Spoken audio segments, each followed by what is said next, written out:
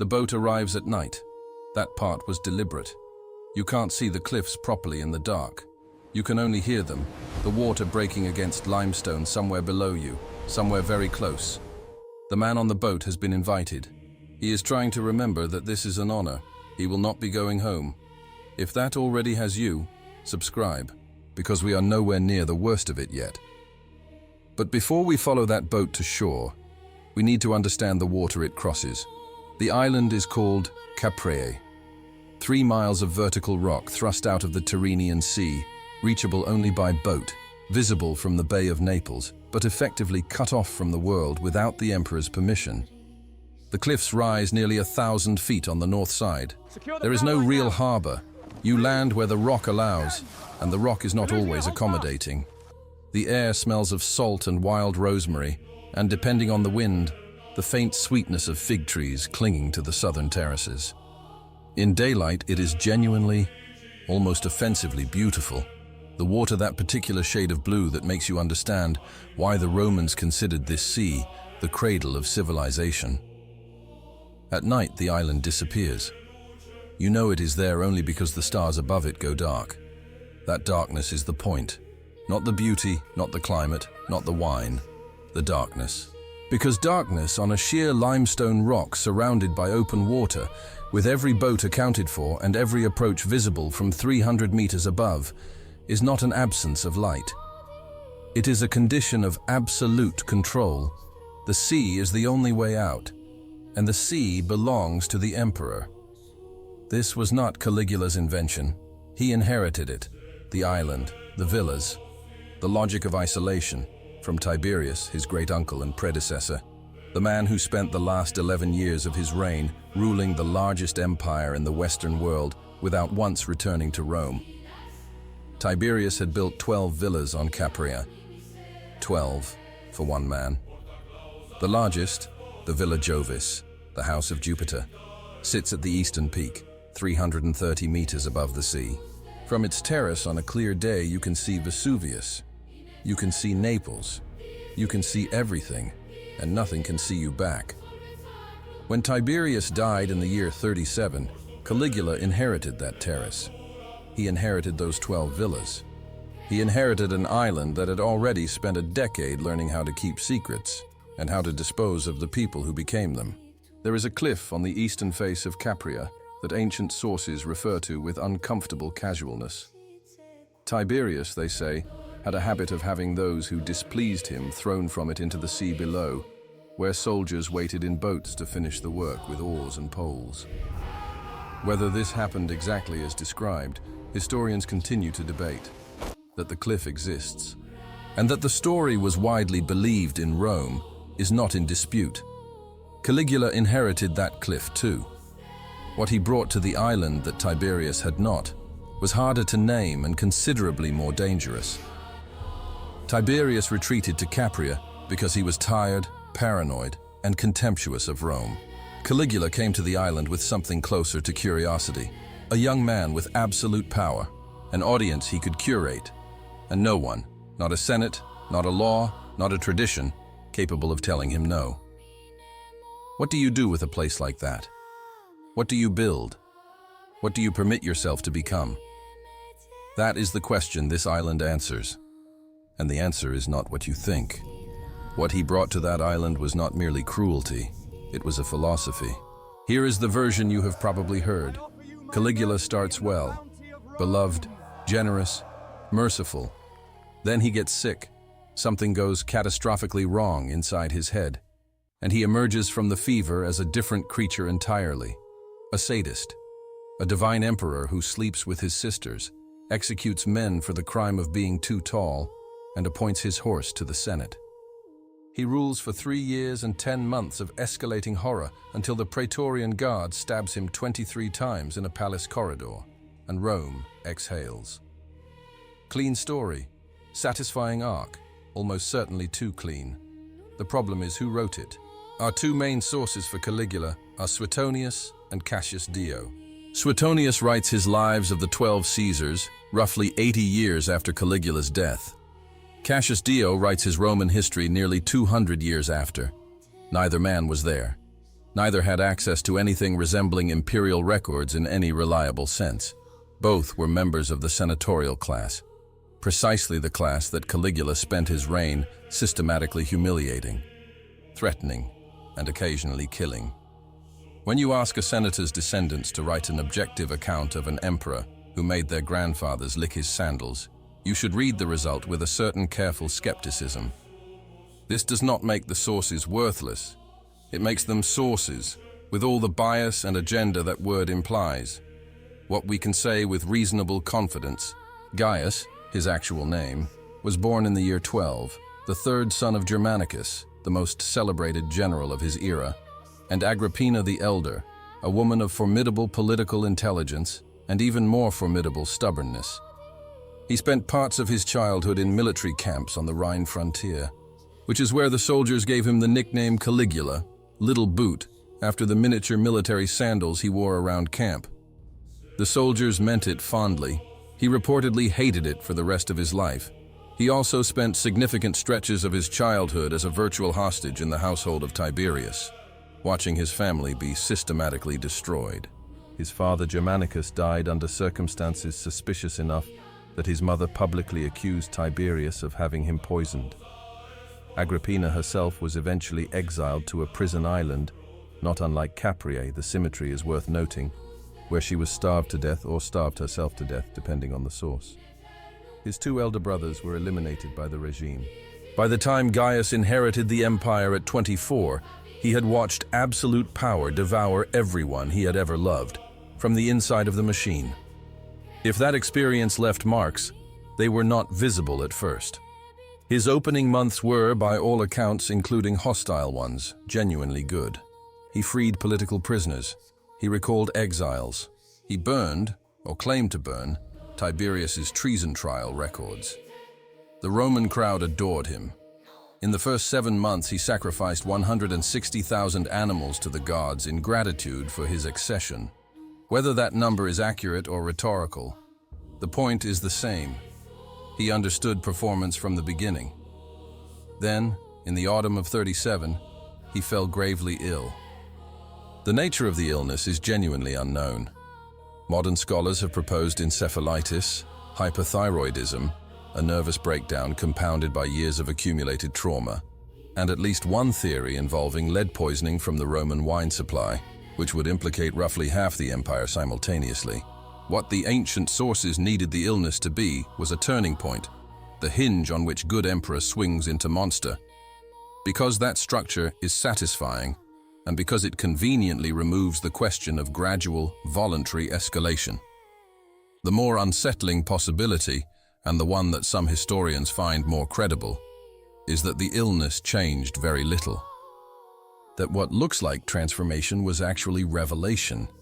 A man who had always understood what he was capable of, finally in a position where capability and permission were the same thing. The question isn't whether Caligula was monstrous. The question is which parts of the monster were real, and which parts were written by men who needed him to be. Let's talk about what Capreae actually looked like under Caligula, because the gap between what the ancient sources imply and what the physical and historical record suggests is itself one of the most interesting things about this story. Tiberius had spent lavishly on the island's infrastructure. The 12 villas were not rough outposts. They were sophisticated architectural complexes, fitted with cisterns, terraced gardens, heated baths, audience chambers, libraries. The Villa Jovis alone covered roughly 6,800 square meters at the summit. These were not the buildings of a man hiding. They were the buildings of a man who had decided that the empire could come to him and had prepared a stage accordingly. Caligula inherited this infrastructure and, according to the sources, expanded it. He added performance spaces, areas suited to theatrical entertainment, musical recitals, the kind of elaborate stage spectacle that he was known to love and occasionally star in himself. He brought in animals. He brought in performers. He brought in cooks, musicians, and the kind of specialized entertainers whose precise specialties the ancient sources describe with what you can only call enthusiastic vagueness. The guests were not random. Invitation to Capreae was extended to senators, equestrians, military officers, foreign dignitaries, and occasionally individuals whose only qualification appears to have been physical appearance or a particular skill the emperor wished to observe at close range. What united them was not status, but selection, the sense that Caligula had chosen them specifically, for reasons he did not always disclose. This is where the tone of the ancient accounts begins to shift, and where a careful reader starts to notice something. The descriptions of the island's entertainments come in two distinct registers. The first is banquet excess, elaborate food, rare wines, competitive luxury of the kind that Roman moralists condemned reflexively because that was essentially their job. This category of excess was real, widespread across the imperial court, and not specific to Caligula. Every wealthy Roman of sufficient ambition threw banquets that would make a modern accountant weep. The competitive extravagance was a feature of the system, not a bug. The second register is darker and considerably more specific. Suetonius describes arrangements on the island that go well beyond banquet excess: coerced participation, the involvement of people who were not in any position to decline, performances staged for an audience of one. He uses the term spintria, a word that appears in Roman sources almost exclusively in connection with Tiberius and Caligula, and which refers apparently to sexual performers of a very particular and organized kind. He describes grottos on the island fitted out for activities he names with a directness that surprised even his own era's readers. Now, how much of this is accurate? This is exactly the kind of question where intellectual honesty requires sitting with discomfort rather than reaching for an easy answer in either direction. The Spintria story appears in connection with Tiberius first. Suetonius uses almost identical language for both emperors, which could mean both men indulged in similar behavior, or it could mean Caligula was being painted with Tiberius's brush because the brush was already loaded. Single-source allegations of this kind, in ancient biography, are not automatically false, but they are not automatically true either. They exist in a category that modern historians sometimes call plausible and unverifiable, which is less satisfying than a verdict, but considerably more honest. What is verifiable is the structure of the island itself, the isolation, the dependency, the fact that guests arrived by imperial invitation and departed by imperial permission. That architecture of control is documented in the physical record and in sources that have no particular agenda to embellish it.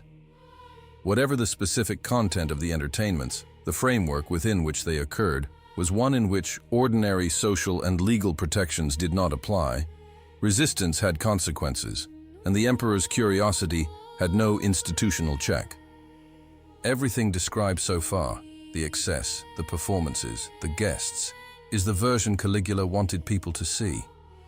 What happened when the audience was dismissed is the part that was never meant to be written down. There is a particular kind of historical account that is almost impossible to evaluate cleanly. The allegation that is specific enough to feel like testimony, lurid enough to serve a political purpose, and old enough that the original witnesses are long dead. Caligula's island generates several of these. The responsible thing is not to repeat them breathlessly as fact, and not to dismiss them defensively as invention. The responsible thing is to look at each one and ask, what would have to be true for this to be accurate? And what does it tell us either way?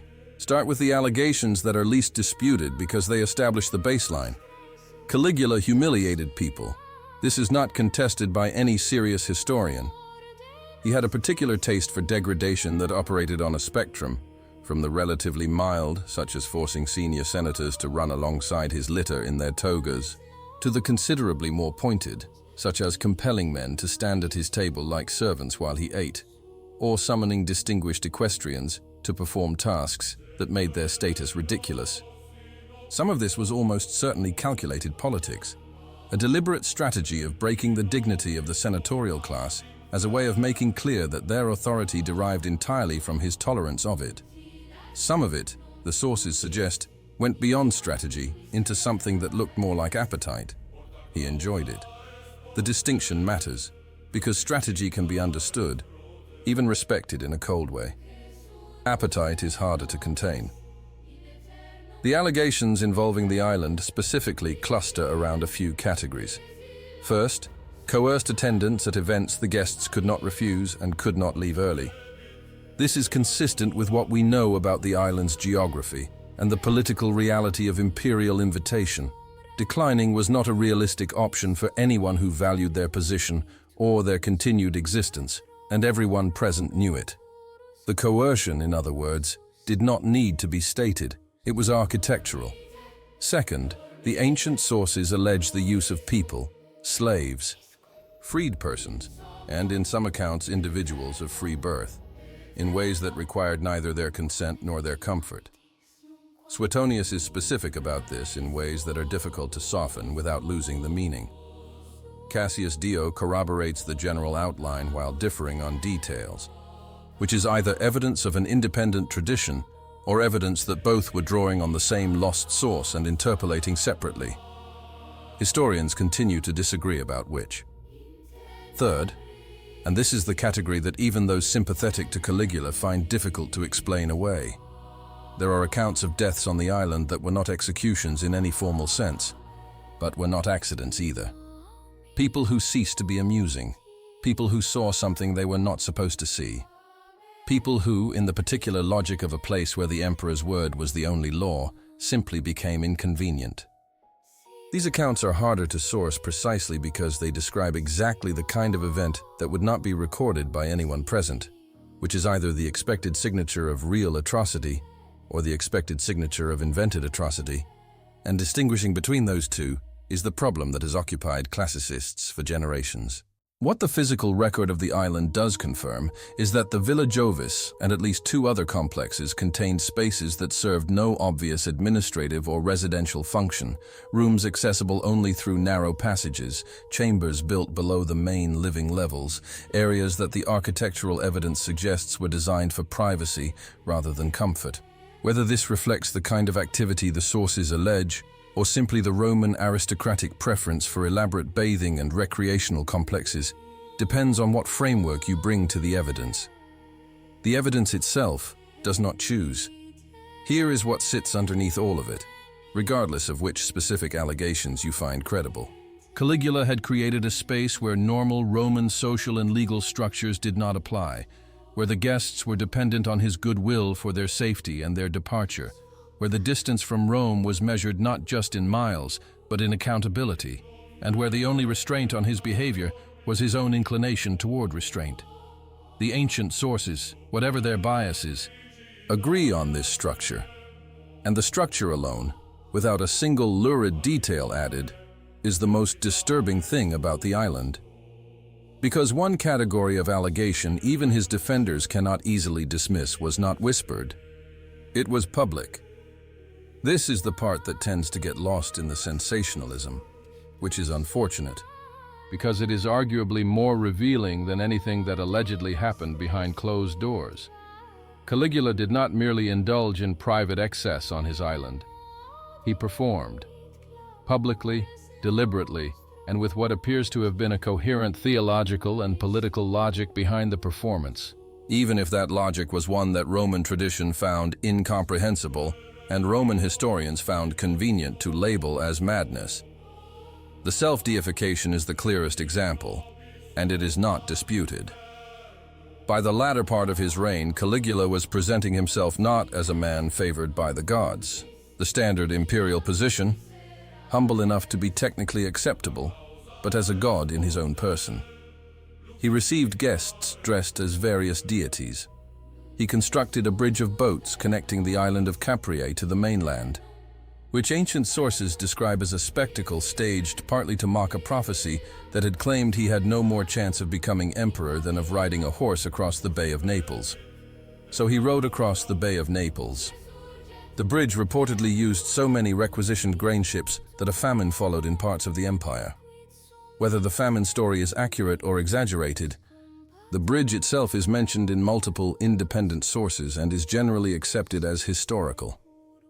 What was happening here was not, or not only, megalomania. It was a recalibration of the entire relationship between the emperor and everyone beneath him.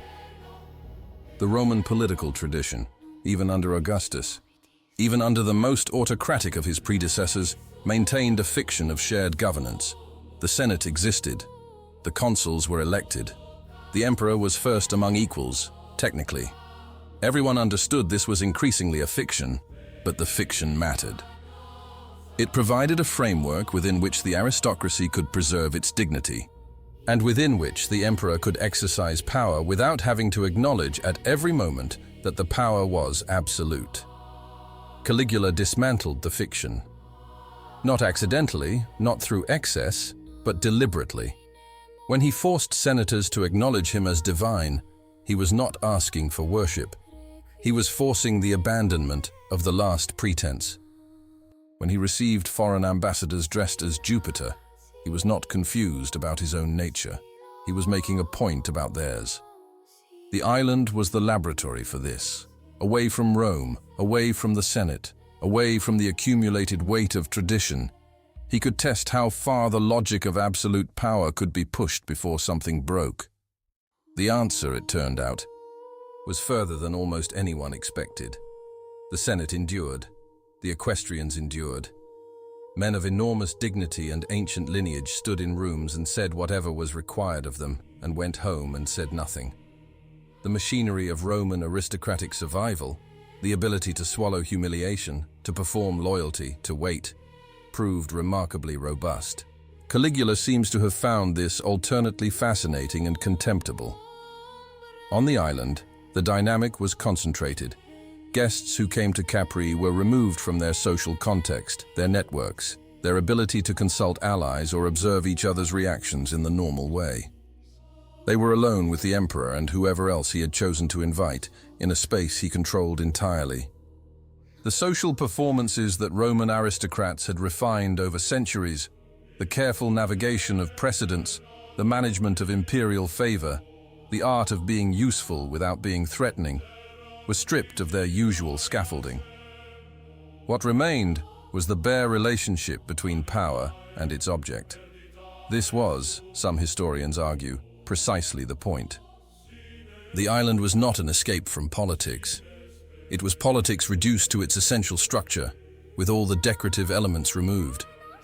The senators who came to Capreae and returned to Rome were changed by the experience in ways they did not discuss publicly.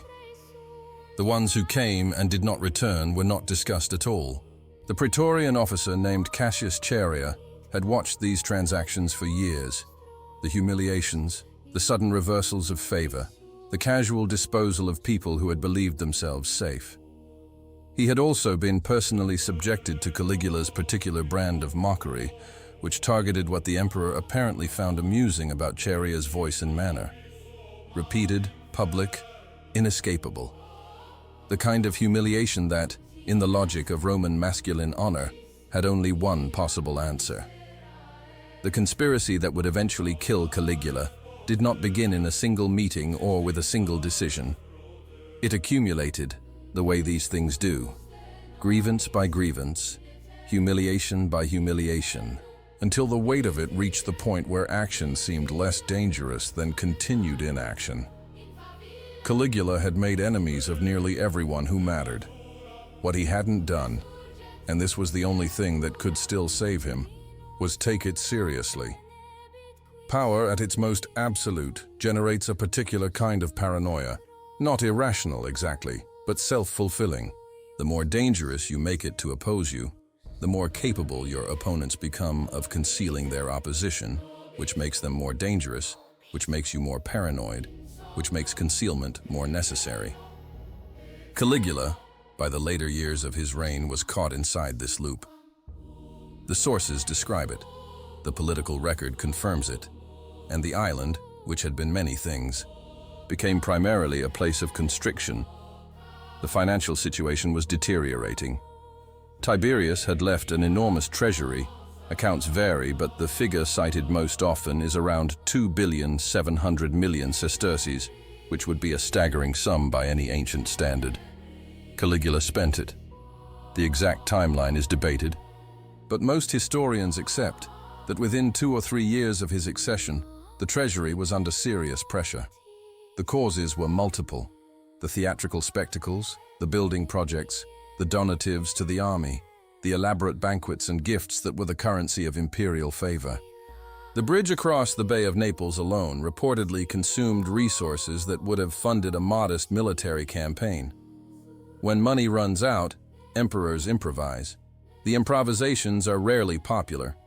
Caligula revived treason charges, the same mechanism Tiberius had used, the same one he had famously burned the records of in the early days of his reign. He confiscated estates. He imposed new taxes on sales, on food, on prostitution, on legal proceedings, a range so comprehensive that it became itself a kind of dark joke in Rome, the emperor finding revenue in every transaction his subjects made. Men who had been safe found themselves suddenly accused. Men who had been accused and survived found themselves accused again on different grounds. The arbitrary quality of it was not incidental. Arbitrary enforcement is a specific tool of authoritarian governance. It creates a population that cannot predict safety, and a population that cannot predict safety cannot coordinate resistance. On the island, the guest list changed. The senators and equestrians who came to Capreae in the early years, nervous but hopeful, calculating their odds of emerging with their dignity intact, were replaced increasingly by a different kind of visitor. Men summoned rather than invited. Men whose attendance was not an honor but a test. Men who were brought to the island and examined, in ways the sources describe with varying degrees of specificity, for signs of loyalty or its absence. Caligula's own behavior on the island during this period, according to the sources, became less theatrical and more erratic. The performances continued. He never entirely abandoned the staging instinct, but alongside them appeared something the sources describe as sudden violence, a dinner guest saying something innocent that landed wrong, an entertainment that began as spectacle and ended as punishment. The line between the two, which had always been somewhat flexible in the imperial context, apparently stopped existing. Whether this represents genuine psychological deterioration, or the predictable behavior of a man whose position had made meaningful human connection impossible, or simply the ancient sources layering on retrospective horror as his end approached, probably all three are partially true. The ancient biographers knew how his story ended when they wrote its middle, and that knowledge shapes everything. We are reading a narrative that was constructed backward from a conclusion, which means every episode of late reign excess has been selected and framed to justify what comes next. What comes next, in the late autumn of 40 and the early months of 41, is the conspiracy reaching critical mass. Cassius Chaerea is now its effective center, joined by fellow Praetorian officers, several senators, and at least one member of Caligula's own household. The details of their coordination are imperfectly documented, which is expected, since successful conspirators do not keep records. What we know is the outcome.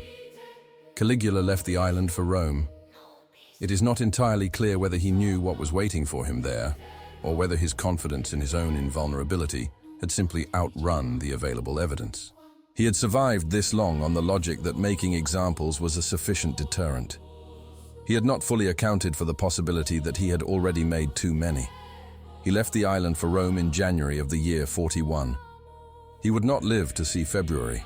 He died in a corridor. That detail has always struck historians as somehow fitting and somehow wrong. After everything, the island, the villas, the grottos, the divine performances, the architecture of absolute control.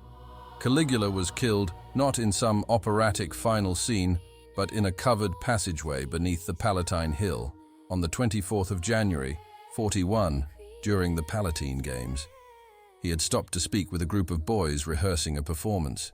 Cassius Chaerea came up behind him and struck first, a blow to the neck according to Suetonius, then the others. 23 wounds in total, which is the kind of number that tells you something about how much accumulated feeling was being expressed. Several of the conspirators reportedly struck the body after death. Several struck the face. The man who had made a philosophy of humiliation died being humiliated, which is either poetic justice or just the way violence works when it finally arrives, messy, excessive, and aimed at something beyond the merely practical. He was 28 years old. The aftermath moved with the speed that power vacuums always generate. The Senate convened and debated, briefly, chaotically, whether to restore the Republic. This was not entirely performative.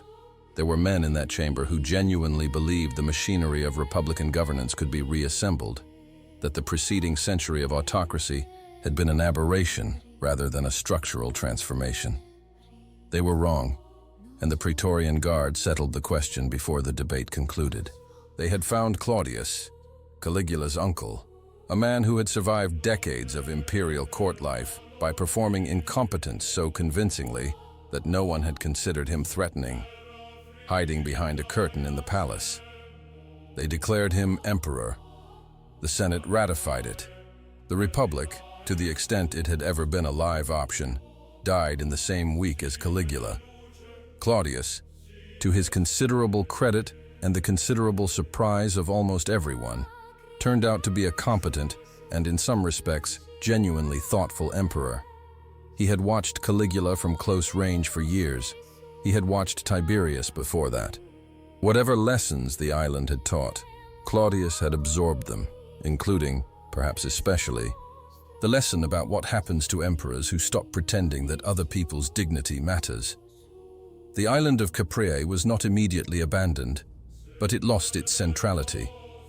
Without an emperor in residence, it reverted to what it had been before Tiberius, a beautiful, isolated rock in a beautiful sea, the villas slowly losing their staff and their purpose, the gardens untended, the performance spaces empty. The infrastructure Tiberius and Caligula had built was substantial enough to persist for generations, but the particular atmosphere that had made it what it was, the tension, the dependency, the sense that the normal rules had been suspended indefinitely, that evaporated with the boats that carried the imperial household back to Rome. Spaces require their occupants to be what they are. Without Caligula, Capreae was just an island. The cliff on the eastern face, the one associated with Tiberius, the one the sources describe with such uncomfortable casualness, remained. The wind off the Tyrrhenian continued to move through the rosemary on the southern terraces. The water maintained its particular shade of blue. The island did not mark what had happened on it. Islands don't. Now, a word about the sources, because it would be dishonest to end without one.